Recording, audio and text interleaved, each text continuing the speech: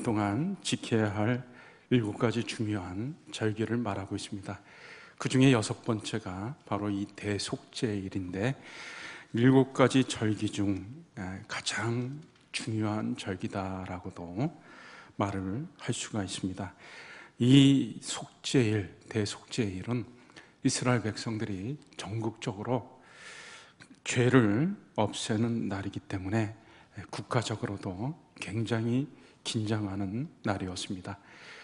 제사를 집행해야 되는 대제사장, 그리고 대제사장을 수종들어야 하는 많은 사람들은 일주일 전서부터 이 성소가 있는 곳에 와가지고 그곳에서 지내면서 매일 일주일 동안 하루에 한 마리씩 번제를 하나님 앞에 드렸습니다. 그리고 백성들은 또 이날만큼은 금식하는 날이었었고 자기들의 죄를 없애는 날이었기 때문에 스스로 고통 가운데 거하면서 아무 일도 하지 않고 회개하는 마음으로 하루를 지냈습니다. 이 대제사장은 드디어 대속죄일이 됐을 때 두렵고 떨리는 마음으로 지성소 안에 들어가야 됐습니다. 목욕 제개를 하고 이날만큼은 평상시에 제사를 지낼 때 입었던 제사장 옷, 다시 말해서 화려하고 금은 보석들이 달려있는 그런 옷이 아니라 흰 세마포 옷으로, 오늘 본문에도 나왔지만 세마포 속옷을 입고 세마포 겉옷을 입고 하나님 앞에 나아가 속죄제를 드려야 됐습니다. 두렵고 떨리는 가운데서 하나님 앞에 속죄제를 드렸는데 먼저 자신과 자신의 집안의 죄를 속죄하기 위해서 수송아지를 잡아 속죄제를 드리고, 그리고 그 피를 담아다가 지성소에 들어가 속죄소 위에 동쪽에다 뿌리고 앞에다가 7번 뿌리면서 속죄의식을 거행했습니다.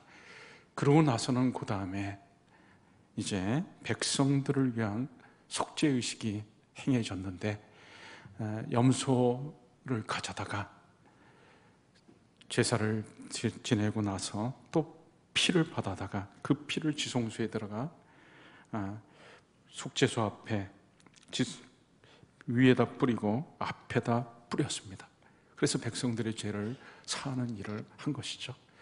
그러고 나서는 또 지성소와 회막과 제단까지 정결케 하는, 부정에서부터 정결케 하는 의식을 행했습니다. 대제사장이 죄를 속죄하는 것과 백성들의 죄를 속죄하는 것은 차이가 있었는데요, 오늘 본문 말씀에 여러분 자세히 보시면 차이가 있는 것을 알 수가 있습니다. 먼저 대제사장의 죄를 사하는 것은 백성들의 죄를 사하는 때와 제물이 다르죠. 대제사장은 수송아지를 속죄제물로 드렸습니다. 백성들은 염소, 백성들의 죄를 속하기 위해서는 염소를 속죄제물로 드렸습니다. 그리고 잘 보시면 숫자도 다른 것을 알 수가 있습니다. 대제사장의 죄를 속하기 위해서는 수송아지 한 마리였었는데, 오늘 보면 백성들의 죄를 사하기 위해서는 7절, 8절 오늘 말씀에 나오죠.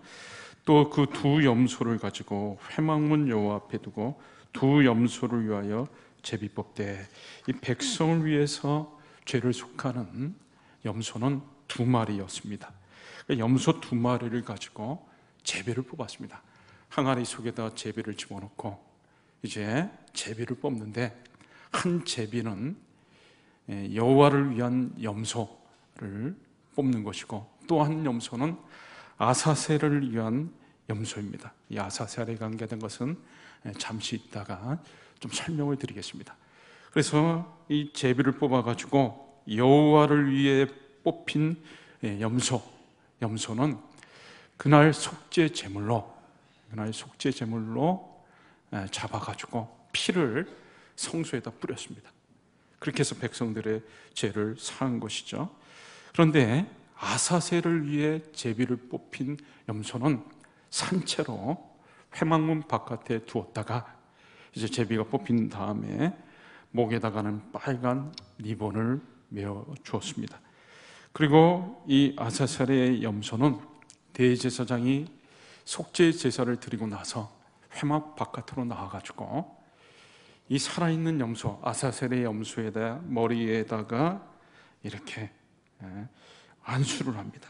이 안수를 한다고 하는 것은 죄를 전가하는 것인데요, 오늘 본문 21절 여러분들이 한번 참고로 21절을 보시면, 아론은 그의 두 손으로 살아있는 염소의 머리에 안수하여 이스라엘 자손의 모든 불의와 그 범한 모든 죄를 아뢰고 그 죄를 염소의 머리에 두어, 여기 안수하는 의미가 나와 있죠. 지난번에도 제가 제사에 대해서 말씀을 드리면서 이 짐승의 제물의 머리에다 안수하는 것이 어떤 의미인지를 말씀드린 적이 있습니다. 이거는 죄를 짐승에게 전가시키는 것이죠. 그러니까 이스라엘 백성의 모든 죄를 나열을 하면서 대제사장이 이스라엘 백성들의 죄를 다 고하면서 염소의 머리에다가 그 죄를 전가시키는 것입니다. 두 손으로 했다고 이렇게 안수했다라고 말을 하고 있는데, 이 두 손으로 꽉꽉 눌러가지고 이 두 손이라고 하는, 이 둘이라고 하는 숫자는 확실하다라는 그런 의미를 숫자적으로 가지고 있습니다. 그래서 두 번 반복해서 얘기를 할 때는 강조해가지고 확실한 것으로 말씀을 하죠. 예수님께서도 그렇게 표현을 하셨습니다. 내가 진실로 너희에게 이르노니, 두 손으로 염소의 머리에 꽉꽉 눌러서 죄를 전가시킨 것이죠. 그렇게 할 때 백성들의 1년 동안의 죄가 염소에게 전가가 되는 것입니다. 그리고 그 머리에 안수를 한 염소는 다른 사람에 의해서 이끌려가지고 저 광야를 향해서 나아갑니다.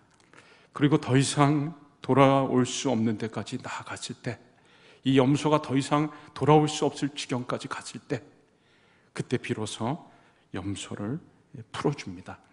자, 이 아사셀 염소라고 했을 때, 이 아사셀이라고 하는 말의 뜻은 내어주다 또는 완전히 제거하다라는 그런 뜻을 가지고 있습니다. 백성의 죄를 위해 내어준 염소가 되는 것이죠. 백성들의 죄를 완전히 없애는 염소가 된 것이죠. 염소가 점점 멀어져 가면서 이스라엘 백성의 죄가 그 염소에게 전가가 됐기 때문에 이스라엘 백성의 죄가 점점 멀어져 가는 것입니다. 그리고 어느 순간 염소가 보이지 않게 됐을 때는 이스라엘 백성의 모든 죄가 사라진 것이죠.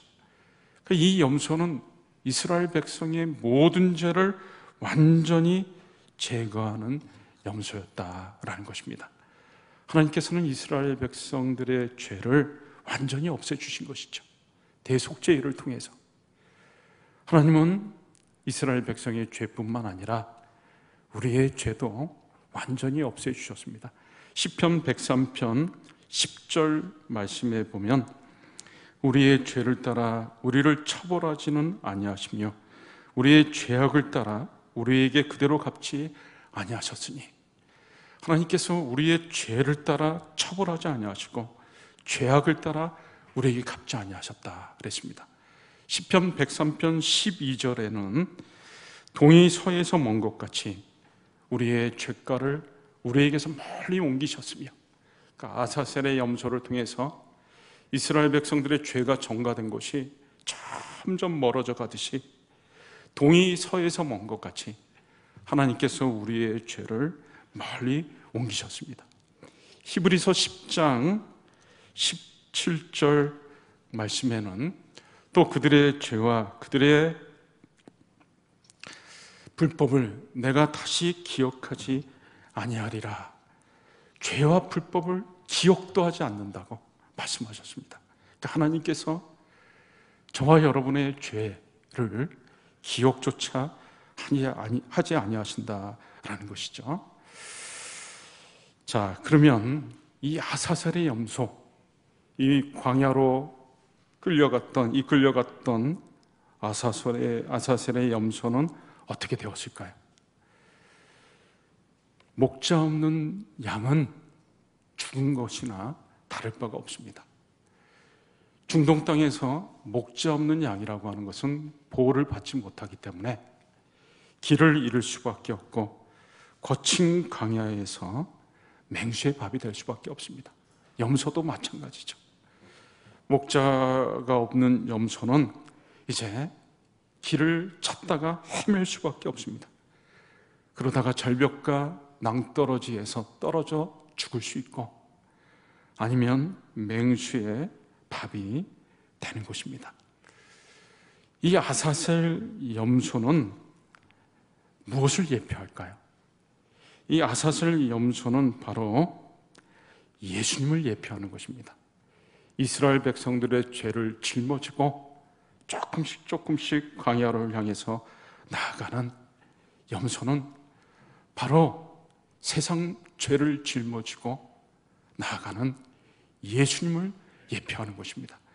그래서 요한복음 1장 29절 말씀에 세례 요한은 예수님을 보면서 보라, 세상 죄를 지고 가는 하나님의 어린 양이로다.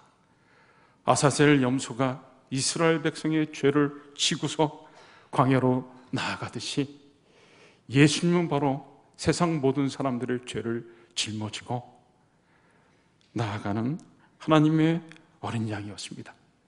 그래서 예수님께서는 세상 모든 사람들의 죄를 짊어지고 십자가를 등에 지고 골고다 언덕으로 나아가셨고 그리고 거기서 죽으셨습니다. 하나님은 우리의 죄를 없애는 것을 너무나 기뻐하십니다. 그렇기 때문에 하나밖에 없는 아들 예수님을 아사셀의 염소같이 우리를 위해 내어준 것입니다. 세상 죄를 지고 가는 어린 양이 되게 하신 것이죠. 아들의 생명이 죽게 하기까지 우리 죄를 없애려고 하신 것입니다. 우리 죄 없애는 것을 아들의 생명보다 더 귀하게 여기신 것이죠. 우리 죄 없애는 것을 하나님이 너무나 좋아하시고 기뻐하셨기 때문에 예수님의 생명까지 아낌없이 죽게 한 것입니다. 도대체 이해가 잘 되지 않습니다. 왜 내가 도대체 어떤 존재이기 때문에, 여러분이 도대체 어떤 존재이기 때문에 하나님께서는 우리 죄를 없애시려고 하나밖에 없는 아들 예수님까지 희생시키는가? 우리 죄 없애는 것을 예수님의 생명보다 더 귀하게 여기시는가? 그저 놀랍고 감격스러운 것입니다. 찬송가 294장에 하나님은 외아들을 주시는 데까지 세상 사람 사랑하니 참 사랑이로다. 하나님은 사랑이라 죄악에 빠졌던 우리까지 사랑하니 참 사랑 아닌가. 제가 이 설교를 준비하면서 참 감격이 됐습니다. 나 같은 죄인 뭐라고 하나님께서 하나밖에 없는 외아들 독생자 예수님을 죽여가시면서까지 내 죄를 깨끗해 하시기를 그렇게 원하시고 기뻐하셨을까? 그걸 생각하니까 너무나 감격스러웠습니다. 그래서 설교 시간에 제가 이 감격을 좀 같이 여러분들과 나눴으면 좋겠다라는 생각을 했습니다. 제가 찬송가 294장 1절을 한번 부르고 2절, 3절은 우리 반주자들 한번 갑자기 말씀드려서 죄송한데 294장 찬송가 294장 하나님은 외아들을 제가 1절 부르고 여러분들과 같이 2절, 3절, 4절은 시간관계상 부르지 않고 제가 먼저 1절을 부르고 여러분들과 같이 2절, 3절을 같이 부르도록 하겠습니다.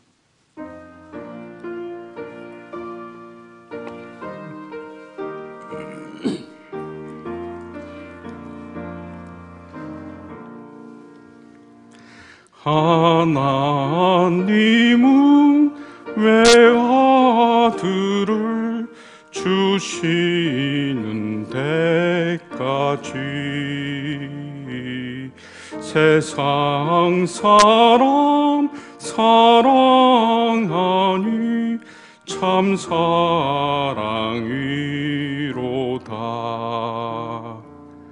하나님은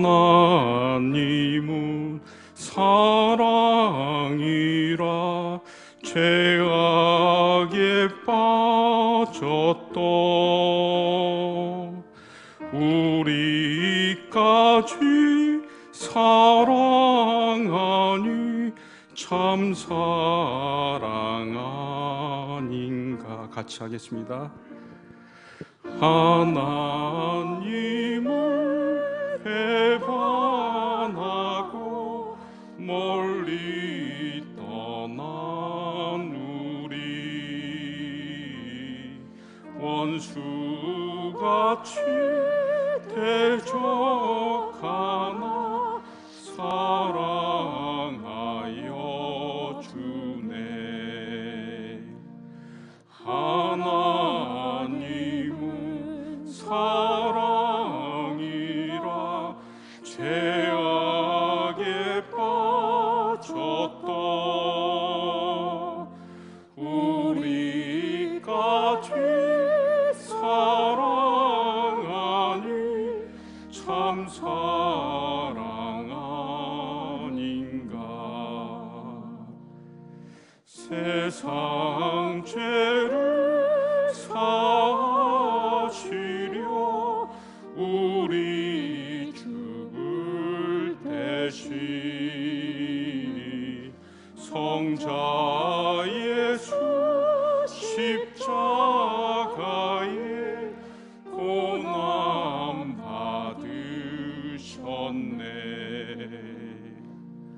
하나님은 사랑이라 죄악에 빠졌다 우리까지 사랑하니 참 사랑 아닌가. 여기서 질문을 하나 여러분들한테 드릴 수가 있습니다. 왜 하나님께서 굳이 아사셀 염소를 준비해 가지고 이스라엘 백성들한테 그런 속죄 의식을 행하게 했는가라는 것이죠. 이미 염소 한 마리가 이스라엘 백성들의 죄를 위해서 죽임을 당했고 그 피를 지성소에 7번 뿌려가지고 속죄를 했습니다. 그럼 벌써 이스라엘 백성들의 죄가 다 사해진 것입니다. 그런데 하나님께서 굳이 또 한 마리의 염소, 아사셀의 염소를 준비해 가지고 그렇게 한 이유가 무엇인가 라는 것이죠. 그것은 아주 중요한 의미가 있습니다. 그것은 바로 이스라엘 백성들로 하여금 귀한 믿음을 갖게 하기 위한 것이었습니다. 대제사장이 회막 안에서 속죄의 염소를 잡아다가 그 피를 지성소에 들어가가지고 피를 7번 뿌리는 것은 백성들은 볼 수 없었습니다. 회막 바깥에 있었던 백성들은 자기들을 위해서 염소가 죽는 것을 볼 수가 없었고 피가 뿌려지는 것을 볼 수 없었습니다. 그저 바깥에서 상상만 하고 있었던 것이죠. 그저 가까운 데 있었던 사람은 염소 한 마리가 죽어가는 비명소리를 들었을지 모릅니다. 그러나 그 염소가 이제 죽임을 당하고 그 피가 뿌려지는 것을 백성들은 하나도 볼 수가 없었던 것입니다. 그런데 그 피를 뿌린 대제사장이 직접 회막문으로 나와가지고 아사셀의 염소에다가 손을 얹고 죄를 전가시키면서 이스라엘 백성들의 모든 죄를 나열하는 것을 그때서부터 이제 백성들이 보는 것입니다. 그리고 꽉꽉 눌러서 죄를 전가한 다음에 이 아사셀의 염소가 조금씩 멀어져 가는 것을 백성들이 다 바라봅니다. 점점 멀어져 가고 자기들의 시야에서 이제 완전히 없어진 것까지 보게 되는 것이죠. 그러면서 이스라엘 백성들은 생각을 하게 됩니다. 어떤 생각을 할까요? 내 죄가 저 염소에게로 전가가 됐구나. 그리고 염소가 조금씩 멀어지는 것을 보면서 내 죄가 조금씩 멀어지고 있구나. 멀리 염소가 떠나가는 것을 보면서 내 죄가 이제 점점 멀어졌구나. 더 이상 바라보이지 않을 때 이제는 내 죄가 완전히 사라졌구나. 그런 생각을 하게 되는 것이죠. 그리고 이제 믿음을 갖게 되는 것입니다. 이제 나는 저 아사셀의 염소 때문에 내 죄가 깨끗이 해결되어졌다. 나는 이제 죄로부터 사함받았다. 그런 믿음을 갖게 되는 것입니다. 그래서 하나님께서는 이 아사셀의 염소를 통해 가지고 이스라엘 백성들의 믿음을 갖도록 그렇게 이끄신 것입니다. 여러분, 하나님은 우리에게도 이런 귀한 믿음을 주시기를 원하십니다. 바로 죄사함에 대한 믿음, 우리 죄가 해결된 것에 대한 믿음을 주시는 것이죠. 전에도 한번 제가 예로 말씀드린 적이 있었는데요. 수년 전에 우리 교회 구역장님들과 더불어 제가 평택에 있는 성막에 가가지고 체험한 적이 있습니다. 구역에 나와 있는 이 성막 실사대로 성막을 만들어가지고 이제 전시를 하고 있었는데 우리 이들이 같이 가가지고 그 성막 안에 들어갔습니다. 근데 그 성막 안에 있던 제사장 역할을 하는 목사님이 우리 교회 구역장 중에 몇 분한테 죄인입니까? 의인입니까? 딱 물어보니까 갑자기 물어보니까 대답을 잘 못했죠. 어떤 한 분이 죄인이라고 이렇게 얘기를 했어요. 그랬더니 그분이 대뜸 하는 말이 죄인은 여기 못 들어오는데 어떻게 들어왔냐고. 그래가지고 굉장히 당황스러운 적이 있었습니다. 여러분은 죄인입니까? 의인입니까? 죄인이에요? 의인입니까? 야, 이게 헷갈리죠? 여러분들은 구원받았습니까? 구원받지 못했습니까? 여러분은 오늘 죽으면 천국에 갑니까? 가지 못합니까? 정말 확실합니까? 어떤 집사님이, 한 여자 권사님이 복음을 전해줬습니다. 그리고 예수를 믿으면 구원받는 것에 대해서 얘기를 했습니다. 그리고 그 다음 주에 이제 그 집사님에게 다시 한번 확인을 했습니다. 집사님, 구원받았죠? 근데 그 집사님이 이렇게 얘기합니다. 권사님, 내가 어떻게 구원을 받아요? 내 죄가 얼마나 많은데. 나 죄를 많이 진 사람이에요. 권사님이 몰라서 그렇지 나 죄 많이 졌어요. 내가 어떻게 구원을 받아요? 여러분, 우리가 우리 자신을 바라보면 구원에 대한 믿음이 흔들립니다. 내가 성령 충만하면 구원받은 것 같고, 내가 의인인 것 같고, 그러다 성령 충만하지 않으면 내가 죄인인 것 같고, 내가 구원받지 못한 것 같고, 그리고 마음이 막 뜨겁고 하나님 말씀대로 살려고 하고 애쓰면 내가 구원받은 것 같고 의인인 것 같고, 그런데 내가 막 죄를 짓고 침체되고, 그럼 내가 구원받았나? 그런 생각이 드는 것이죠. 우리 자신을 바라보면 믿음이 흔들리는 것입니다. 근데 하나님이 이스라엘 백성들에게 자신을 바라보지 말고 아사셀 염소를 바라봐라는 겁니다. 이 아사셀 염소에게 죄가 다 전가되었고 그 죄를 짊어진 염소가 사라져가는 것을 볼 때 그 염소를 바라보는 이스라엘 백성들은 내 죄가 사라졌구나. 이제 나는 죄 해결을 받았구나. 여러분, 우리는 저와 여러분과 상관없이 예수님이 내 죄를, 여러분의 죄를 다 해결해 주셨습니다. 우리의 감정과 상관이 없습니다. 우리의 행위와도 상관이 없습니다. 예수님을 내가 구주로 받아들이는 순간 예수님이 내 죄를 다 짊어지시고 해결하시고 십자가에서 죽으셨기 때문에, 내 죄가 다 해결되어졌기 때문에 나는 죄에서 해방된 것입니다. 시편 103편 12절에 나온 대로 동이 서에서 먼 것 같이 하나님이 우리 죄가를 다 멀리 없애버리셨고, 그리고 우리 죄를 더 기억도 하지 않는다고 했습니다. 여러분, 다시 묻겠습니다. 여러분은 의인입니까? 죄인입니까? 네, 설교를 잘했나 보네요, 제가. 네. 그럼 죄를 짓습니까? 안 짓습니까? 그럼 죄인입니까? 의인입니까? 죄를 짓는데도 의인이에요? 죄를 짓는데 어떻게 의인이에요? 죄인이지. 네. 그 죄를 짓는 것은 구원받은 것과는 관계가 없습니다.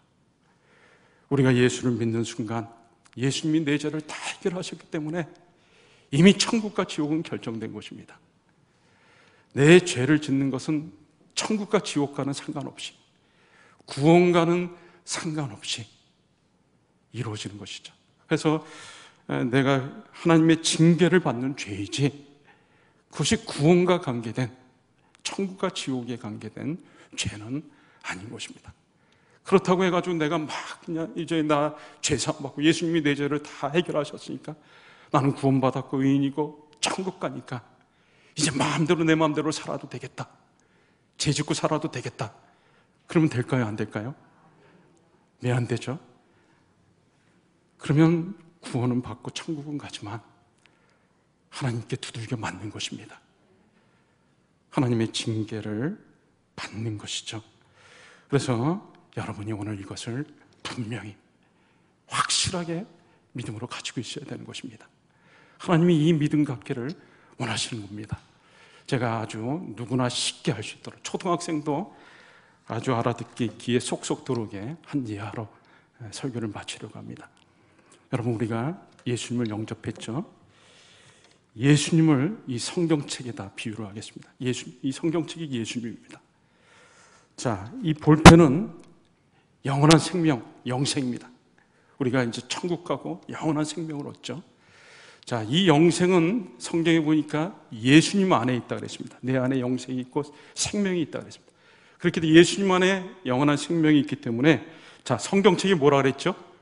예수님이라 그랬어요. 예수님 안에 뭐가 있다고요?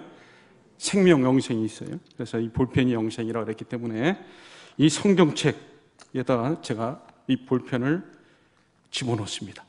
자, 그러면 예수님 안에 뭐가 있다고요? 영생이 있어요. 자, 그러면 내가 예수님을 영접했어요. 그럼 뭐도 있는 것이죠? 예, 볼펜도 같이 온 거예요. 예수님 성경책을 내가 가지고 있다, 예수님을 영접했다고 하는 것은 예수님 안에 영생이 있기 때문에 내가 예수님을 영접하는 순간에 이제 나는 영원한 생명도 가진 것입니다. 내 죄는 상관없고, 내 죄는 다 해결됐고, 내 감정도 상관없습니다. 내가 어떨 때는 기분이 좋고 막 뜨거울 때는 예수 구원받은 것 같고, 이것이 아니고 나랑 상관없이 예수님이 내 죄를 다 해결하셨기 때문에 나는 구원받았고 영원한 생명을 가진 것입니다. 내 행위와도 상관이 없습니다. 그럼 우리가 죄를 왜 자꾸 짓나? 그거는 또 나중에 설교 시간에 말씀을 드리려고 합니다. 이제 말씀을 맺습니다. 이제 우리는 예수님을 바라봐야 됩니다. 우리 죄를 해결하시려고 이 땅에 내려오신, 세상 죄를 지고 가는 하나님의 어린 양이신 예수님을 바라보고, 내 죄를 짊어지고 십자가를 지고 갈보리 언덕으로 올라가신 예수님을 바라봐야 됩니다.